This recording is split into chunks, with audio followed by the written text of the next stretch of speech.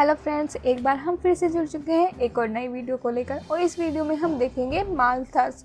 ये आपकी unit 5th चल रही थी। ये बीए 3rd सेमेस्टर, जिसका हमारा नाम है आर्थिक विचारों का इतिहास, हिस्ट्री ऑफ इकोनॉमिक थॉट। ये बीए 3rd सेमेस्टर की बुक है। इसमें से हम आपको 5th यूनिट कराए थे। ये देखिए आप, एडमिन स्मिथ मैंने पहले करा दी है, डेबिट रिकार्डो भी करा दिया। तो आज इस यूनिट का लास्ट पॉइंट बच रहा है, कौन सा? थॉमस आर माल्थस, जो आज हम इस वीडियो में पूरा करा देंगे। ठीक है, तो चलिए वीडियो स्टार्ट करते हैं। फिर ये आपकी यूनिट 5 ख़त्म हो जाएगी, यूनिट 6 स्टार्ट होगी, जो हम अगली वीडियो में करेंगे। ठीक है, तो यूनिट 5 का आखिरी टॉपिक थॉमस आर माल्थस कर लेते हैं। तो ये रहा T R Malthus, Thomas R Malthus. ठीक है, और इनका आर्थिक विचार क्या थे, इन्होंने क्या दिए थे। इस पूरी बुक में आर्थिक विचार ही मतलब उन्होंने अपने अर्थशास्त्र के विषय में क्या उनके विचार थे, क्या उन्होंने विचार दिए हैं, उनके जो आर्थिक विचार है उन्होंने क्या विचार दिए हैं, वही है सब में। कि अब इसमें टी आर माल्थस के आगे उनके क्या विचार थे अर्थशास्त्र को लेकर, आर्थिक विचार में उनके क्या विचार थे, तो इन्होंने दिया है। माल्थस के अति उत्पादन सिद्धांत की समीक्षा कीजिए। इन्होंने क्या का दिया है? सामान्य अति उत्पादन। ठीक है, अति उत्पादन क्या होता है? जब उत्पादन ज़्यादा हो जाता है तो उसी अति उत्पादन कर देते हैं। यानी अति उत्पादन कब होता है? जब हमारी पूर्ति मतलब जो हमारा सामान है ज़्यादा हो जाता है उसकी मांग से। यानी मान लीजिए ये हमारा टोटल सामान है ना, उसकी मांग तो हो रही है इतनी ही। ठीक है, ये हमारा पूरा टोटल सामान है, उसकी मांग हो रही है इतनी, तो ये जो बचा ये अति उत्पादन ही तो बचा, क्योंकि ये इसकी कोई मांग ही नहीं हो रही, बस इतने की ही उत्पादन की मांग हो रही है, ये हमारा बच गई। तो ये हमारा क्या हुआ? अति उत्पादन हुआ। तो इन्होंने अति उत्पादन के सिद्धांत के बारे में ही बताया। तो चलिए देखते हैं इनका सिद्धांत क्या है। यानी जब पूर्ति ज़्यादा हो जाए मांग से, तो वही अति उत्पादन है। ठीक है, सन 1815 से लेकर 1820 तक इंग्लैंड में विभिन्न घटनाएं हुई। औद्योगिक क्रांति, हाँ मैंने आपको पहले बताया था, औद्योगिक क्रांति मतलब जो इंग्लैंड में हुई थी वो भी फ्रांसीसी क्या कहते हैं, प्रकृतिवाद की उदय का एक मेन कारण था। जो इंग्लैंड में क्रांति हुई थी, किसका? प्रकृतिवाद के उदय कारण। ये मैंने आपको पहले पढ़ा दिया है, वो वीडियो देखिए आप। ठीक है, औद्योगिक क्रांति के फलस्वरूप वहाँ एक और अधिक उत्पादन, अधिक उपभोग, अधिक रोजगार, अधिक व्यवहार दिखाई देने लगा था। औद्योगिक क्रांति हो रही थी वहाँ पर, है ना, किसानों को अच्छी सुविधाएं दी जा रही थी, तो वे अपना उनका ज़्यादा उत्पादन हो रहा था, अधिक उत्पादन हो रहा था, अधिक उपभोग हो रहा था, अधिक रोजगार और अधिक वैभव दिखाई पड़ने लगा था। तो दूसरी ओर बेरोजगारी का विस्तार होने लगा था। बेरोजगारी का विस्तार कैसे हुआ?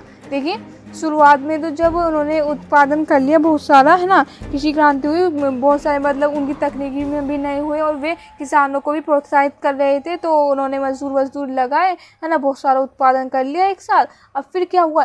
उत्पादन ज़्यादा हो गया, इतना तो बिक भी नहीं रहा है। देख, मैंने बताया था ना पहले, अति उत्पादन हो गया, उतना तो बिक भी नहीं रहा है, तो फिर वे क्या कर देंगे? अपना उत्पादन कम कर देंगे। जो उनके मजदूर थे, जो भी थे, गेहूँ चुगने में जो भी उनका काम होता है, किसानों में जो लगाते हैं मजदूर, तो उन्हें सबको काम पे चढ़ा देगी। अब तो हम ही खुद कर लेंगे, यही उत्पादन ज़्यादा हो रहा है, तो हम और करके क्या ही करें, यही नहीं बिक रहा, पहले यही बिक जाए, तो अब आगे हम कुछ करेंगे।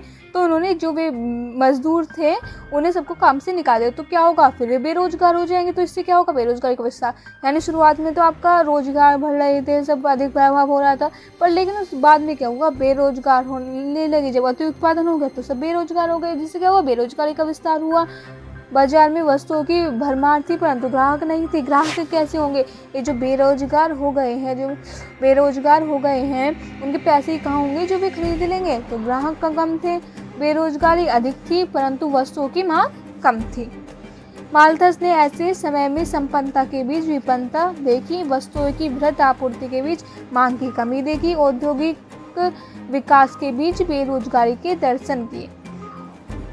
उसके लिए ये विरोधाभास आश्चर्यजनक थे। ये इन परस्पर विरोधी बातों से प्रभावित होकर ही माल्थस ने 1820 में उनकी जो प्रकाशित की एक पुस्तक, उसका नाम था प्रिंसिपल ऑफ पॉलिटिकल इकोनॉमी, में अति उत्पादन का सिद्धांत, हिंदी में हम कहेंगे अति उत्पादन का सिद्धांत, थ्योरी ऑफ जर्नल गट्स। अत्युत्पादन का सिद्धांत, जिसे हम कहते हैं इंग्लिश में थ्योरी ऑफ जनरल गट्स, का प्रतिपादन किया, जो कालांतर में कीन्स के अर्थशास्त्र की आधारशिला बने। और कीन्स ने इसे बाद में जाकर और इसे उसके अध्ययन का अच्छे से और उनके आधारशिला बने, उनके अध्ययन किए।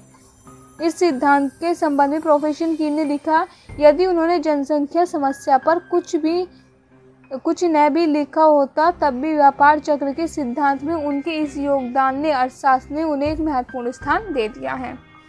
ठीक है, फिर इन्होंने दे रखा है से के बाजार नियम के अनुसार प्रत्येक पूर्ति अपनी मांग स्वयं पैदा कर लेती है और प्रत्येक मांग अपनी पूर्ति स्वयं पैदा कर लेती है।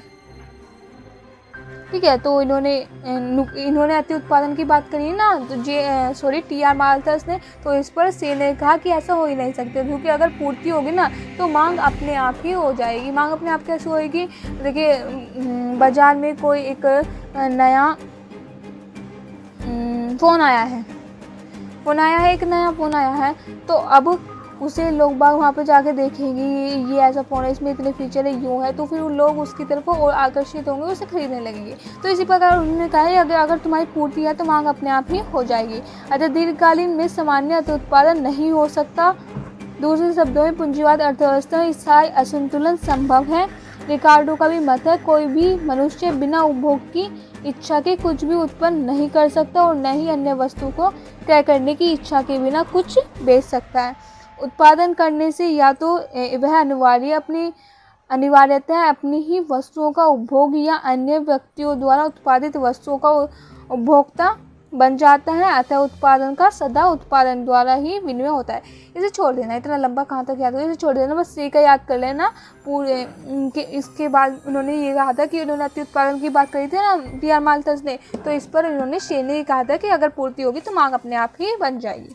ठीक है, माल्थस की अपनी पुस्तक, उनकी पुस्तक का नाम याद रखना, उनकी पुस्तक देखिए, उनकी पुस्तक का ये नाम था, दिखा रखा है इसमें, प्रिंसिपल ऑफ पॉलिटिकल इकोनॉमी में उन्होंने ये जो सिद्धांत दिया ना अति उत्पादन का सिद्धांत, थ्योरी ऑफ जनरल, बुक का नाम principle of political economy, theory का नाम अनुत्पादक का सिद्धांत। ठीक है, यही बता रखा है। माल्थस ने अपनी पुस्तक प्रिंसिपल ऑफ पॉलिटिकल इकोनॉमी में इस विचारधारा का खंडन किया और बताया कि पूंजीवादी अर्थव्यवस्था में अति उत्पादन का मूल कारण प्रभावपूर्ण मांग का कम होना है, कि हमारी प्रभावपूर्ण मांग कम है, यही कारण है अति उत्पादन का होना। ठीक है, माल्थस के अनुसार सिद्धांत की विशेषताएं क्या हैं? व्यय के दो स्वरूप होते हैं। प्रत्येक व्यक्ति अपने आय का प्रयोग दो प्रकार से कर सकता है, उपभोग वस्तु और सेवाओं पर और धन के संचय पर। मतलब जो उसके पास पैसा होगा उसको क्या करेगा, या तो वो उससे वस्तु को खरीद लेगा, कुछ खर्च कर देगा, या फिर वो क्या करेगा, उसे बचा कर रख लेगा, सेव कर लेगा। ठीक है, आय में वृद्धि से उपभोग और बचत दोनों बढ़ते हैं, ये कहा है माल्थस ने। अगर हमारी आय में वृद्धि होगी तो उससे क्या होगा, उपभोग भी बढ़ेगा, बचत भी बढ़ेगा, सिंपल सी बात है। धन के वितरण का उपभोग एवं विनियोग पर प्रभाव पड़ता है। धन के वितरण पर, अगर धन का वितरण, ये देखिए उपभोग की मात्रा बढ़ जाती है अगर धन का वितरण अधिक होता है। समाज में धन का वितरण उपभोग और विनिमय दोनों को प्रभावित करता है। धन का वितरण समान होने पर उपभोग की मात्रा बढ़ जाती है और धन का वितरण असमान होने पर विनियोग की मात्रा बढ़ जाती है। ठीक है, विनियोग से आप समझ सकते हैं ये हमारा बात कर रहा है निवेश के बारे में। ठीक है, विनियोग यानी निवेश, इन्वेस्टमेंट। ठीक है, अगर हमारा असमान वितरण होगा, असमान वितरण का यहाँ पर कहना है कि धनी वर्गों के पास ज़्यादा धन जा रहा है और निर्धन के पास नहीं है, धनी ही ज़्यादातर अमीर होते जा रहे हैं और गरीब होते जा रहे हैं, ये बात है असमान वितरण। अगर असमान वितरण होगा तो निवेश ज़्यादा होगा और समान वितरण होगा तो उपभोग ज़्यादा होगा। ठीक है, यही कहा इन्होंने, बस इतना ही बहुत है। फिर ये दे रखा है, हाँ अति उत्पादन की समस्या का उपचार, ये तो अति उत्पादन बताया है, अब उसकी समस्या से हम कैसे निपट सकते हैं, इन्होंने ये बताया है अनुत्पादक उपभोग की मात्रा में वृद्धि कर अनुत्पादक उपभोग प्रभावशाली मांग को ऊंचा रखना चाहिए। माल्थस का विचार था कि अनुत्पादक उपभोग के द्वारा प्रभावशील मांग को ऊंचा रखा जा सकता है। ठीक है, सेकंड हमारा श्रमिकों की पुरस्कार में कटौती कर, श्रमिकों की पुरस्कार मतलब श्रमिकों को रोजगार तो दो, है ना, श्रमिकों को काम पर तो रखो, पर लेकिन उसकी जो मजदूरी मतलब मान लो पहले 300 थी तो अब उसे कम करके 200 कर दो, यानी जो मजदूर है उनके पुरस्कार में कटौती कर दो। मजदूरी पर तो रखो, पर लेकिन जो उनकी वो है क्या कहते हैं जो उनकी मजदूरी है वो कम कर दो। ठीक है, तो ये उनके 4 थे हाथी उत्पादन को रोकने के लिए। ठीक है, तो यही हो गया आपका, यही करना है आपका। वैसे ही बता दो टी.एस. मालथस का इम्पोर्टेंट ये नहीं है, पढ़ने के लिए आसान है, आप इसे आराम से कर सकते हो, समझ में आ गया होगा। इन्होंने इंग्लैंड में औद्योगिक क्रांति चल रही थी, तो एक और तो वैभव था, अधिक रोजगार था, अधिक वैभव था, है ना, अधिक उपभोग हो रहा था, तो दूसरी ओर बेरोजगारी की समस्या हो रही थी, है ना। तो संपन्नता के बीच विपन्नता की बात करी उन्होंने, ये अपनी पुस्तक पॉलिटी ऑफ इकोनॉमी के अति उत्पादन के सिद्धांत में ये बात कही थी, और जिस पर से इन्हें कहा था कि प्रत्येक पूर्ति अपनी मांग स्वयं पैदा कर सकती है। ये इनके विचार थे। थोड़ा बहुत, इतना ज़्यादा मत करना, बस थोड़ा सा कर लेना पर लेकिन कर लेना इसे। ठीक है, तो इन्होंने ये कहा था। फिर इनकी जो विशेषताएँ हैं इन्हें थोड़ा सा बड़ा बड़ा करके लिख देना, है ना, बना के। फिर इसके उच्चार 2 उपचार हैं, बस कुछ नहीं है इसमें, इम्पोर्टेंट है नहीं वैसे, बता दिया मैंने आपको। ठीक है, ये अति लघु आ गए हैं, तो यहाँ पर ये आपकी ख़त्म हो गई है। नेक्स्ट वीडियो में हम देखेंगे 6th यूनिट, आपके यहाँ से मंडे से 6th यूनिट स्टार्ट हो जाती है, जो हम अगली वीडियो में देखेंगे। ये आपकी 5th यूनिट यहाँ पे पूरी कंप्लीट हो गई है। चलिए मिलते हैं अगली वीडियो में, तब तक के लिए बाय बाय।